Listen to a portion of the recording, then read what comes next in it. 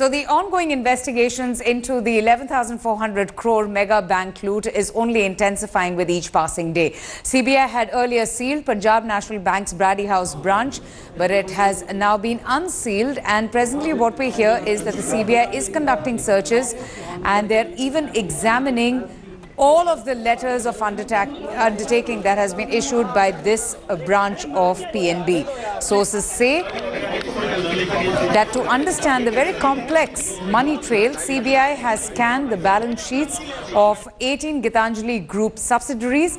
Enforcement Directorate has also been summoned. PNB officials and directors of these subsidiaries that's related to both Nirav Modi and Gitanjali are being examined. The Chief Financial Officer of Nirav Modi's firm, Vipul Ambani, has also been interrogated for 5 hours. He'll be questioned today as well. CBI has also scanned all of the letter of undertakings issued by PNB so far. Sources indicating that the loss could have been way higher than 11,400 crores since several credit letters were maturing in May this year.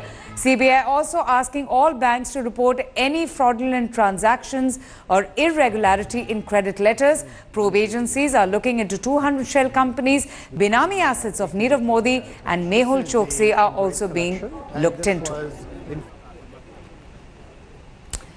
I'm going to go straight across now to my colleague, India Today's Vidya, who joins us live for more on this. Vidya, just tell us what exactly happened at the Brady branch of Punjab National Bank. I believe first it was sealed and now it has been unsealed. Why has that happened?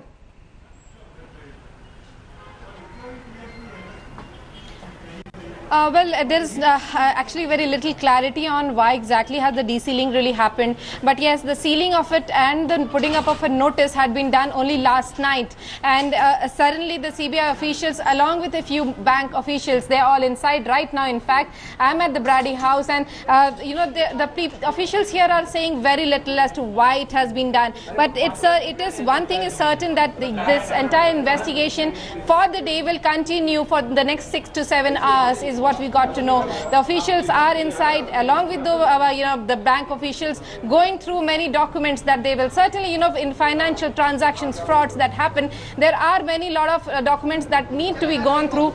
And that is exactly what the CBI officials are doing right now inside the Brady House branch of Punjab National Bank. Right. So tell us, Vidya, what exactly is now going to be the investigation process as far as the branch that had been issuing these fake fraudulent letters of undertakings, because there's just so much going on at all levels. There are multiple agencies right now working on these transactions. What's the latest that you have from the ED and the CBI?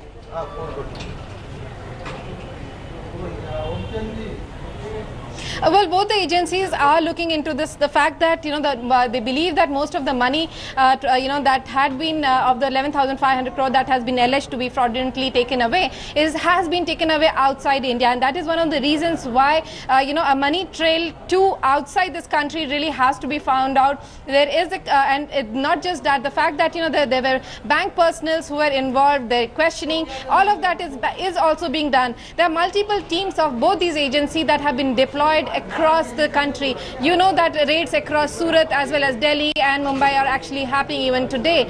So certainly this investigation will go on, but at the moment we really do not know whether this branch of Brady House, where the entire investigation is right now going on, whether this will actually be open for operations by PNB, where the customers have their account, whether this will actually open up for operations and the customers can really go in by tomorrow, as a desealing has really happened. But it is certain that the investigation is not going to end here at the Brady House, which has been the center of this entire scam, and that's one of the reasons why CBI officials and the bank officials are inside going through the huge number of pages of the entire documents that they need to go through. Absolutely, Vidya. Thank you so much for joining us and getting us all of that information.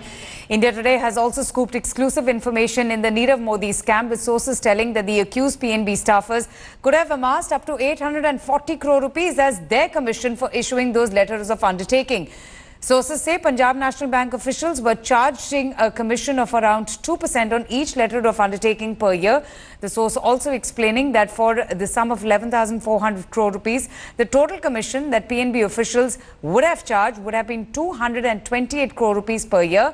But sources indicating that credit letters around 5,000 to 6,000 crore rupees were given since 2011 and that the total commission under question would have been nearly 840 crore rupees. And that's not it. India Today has also accessed preliminary investigations of income tax authorities on Nirav Modi and his uncle Mehul Choksi. Nirav Modi's company's books now appear to be doctored, and they indicate that a much higher invoicing for his three companies, that's Stellar Diamonds, Solar Exports, Diamond RUS, compared to their turnovers. Sources in the Income Tax Department have even informed India Today that up till March 2017, a total of 13,066 crore rupees in loan were given to Nirav Modi Group and Mehul Choksi's group as well. Loans given by banks to Nirav Modi's companies were about 7,817 crore rupees. Loans to Gitanjali Gems and its subsidiaries by as many as 32 Indian banks now comes at a whopping 7,500 crore rupees. And for the financial years between 2014-2017, tax paid by some partners is as low as 0. Some have paid tax as low as 434 rupees, 620 rupees, 930 rupees. National Affairs editor Rahul Srivastav joins us for more. And Rahul, all of this information is shocking. How could all of this have been undetected, unseen? Clearly, the entire system was gamed, and this information comes as a massive embarrassment for this government that promises a scam-free governance. Avantika, let me give you a very interesting piece of information which I have collected from generating data from various sources. In the last 8 years, if the scam was operating for the last 7 odd years, in the last 8 years, the government of India has provided additional funds, that is infusion of funds for PNB to maintain its profitability in the tune of 12,744 crores. And guess how much is the scam in the last 7 years? It is close to 11,400 crores. Now, with the sources indicating in the income tax department, it could well be, the outstanding could well be 13,000 crores, means that the public was virtually footing this fraud. With most of the partners in the income tax report, it is being said that most of the partners in the country were people without means. That means people who had virtually no means, no standing within the companies, no equities, were being handed or eventually were handed over something close to 11,400 crores. And what they are sources in the income tax department saying that this entire scam in terms of liabilities and other issues could well even reach 20,000 crores.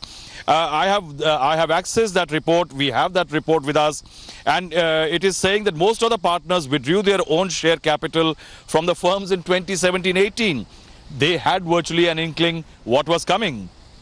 Total loans received by the three firms in the financial year were 2017-18 were something close to 3,992. Means even as late as in the last fiscal, when the government, the system had started looking into their accounts, they withdrew something close to 4,000 crores.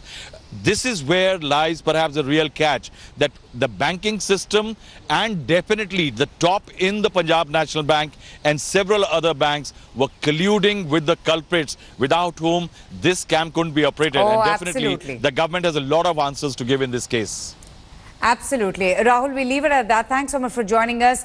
As a multi-pronged investigation continues on billionaire diamond jeweler Nirav Modi, India Today has accessed the CBI FIR on Nirav Modi. And contrary to the government's claims, the FIR shows that the scam duration runs from the period of 2010 to 2018. That puts the spotlight on both the governments, both the previous government and the present government, the UPA and the NDA politicians. India Today's Manish Pandey and Rohit Singh gets us this report.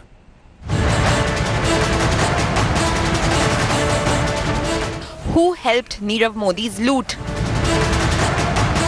Who authorized 11,480 crores bank fraud? India Today breaks down Nemo Gate. Who is to blame, the UPA or the NDA? Punjab National Bank officials have admitted to an overall fraud of 11,480 crores. Out of this, 4,886 crore loan fraud occurred between 2017 and 2018. That leaves us with a loan fraud of 6,594 crores between 2010 and 2017. The FIR then reveals the modus operandi of the 8-year loan fraud via 293 letters of understanding and 224 foreign lines of credit. Out of this, 143 unauthorized LOUs for 4,800 crores were given to diamond traders between 2017 and 2018. Unauthorized letters of credit for 1,854 crores were issued to Gitanjali Group between 2017 and 2018. And 224 foreign lines of credit helped facilitate a payment of 1,854 crores to foreign suppliers. The big question is who tipped off Nirav Modi? How did he leave the country just before the complaint was lodged? And the most crucial part is, will the 11,000 crores be ever recovered? And who will ensure that such fraud never happens again? What the CBI FIR reveals is worrying. The mega bank loot continued during the tenures of both the NDA and the UPA governments, beginning under the UPA in 2010 and remaining undetected even under the Modi government. As the raids are being continued and the PNB officials are being questioned by the CBI, the top management of bank has a lot to answer. How can a scam of over 11,000 crores go undetected, unnoticed? Are the junior and mid-level employees of a bank capable of doing such massive scam? Anybody role come under scanner, they should be investigated. But at the same time, there should not be beach hunting. There should not be find a scapegoat. It's hardly likely that only the low-rung officials could have helped engineer the loot of over 11,000 crores. The unearthing of the mega bank loot 13 months after the demonetization drive raises troubling questions about the safety of our money and the corruption in banks. Right from the top banking officials to the minister, everyone must answer. As Indians are left stunned by the ease with which Nirav Modi ran such a massive scam. With Munish Pandey and Rohit Singh, Bureau Report, India Today. And while the hunt continues for Nirav Modi, Congress President Rahul Gandhi also continues to attack the Prime Minister. Rahul Gandhi has once again tweeted with the hashtag Modi robs India. He's tweeted, and I quote, "First Lalit Modi and now Nirav Modi have gone underground." Rahul Gandhi also saying India wants to know the secret behind the Prime Minister's silence. Even as the Congress has launched a full-blown attack on the Prime Minister, BJP's MJ Akbar has said the government is taking unprecedented steps to nab Nirav Modi.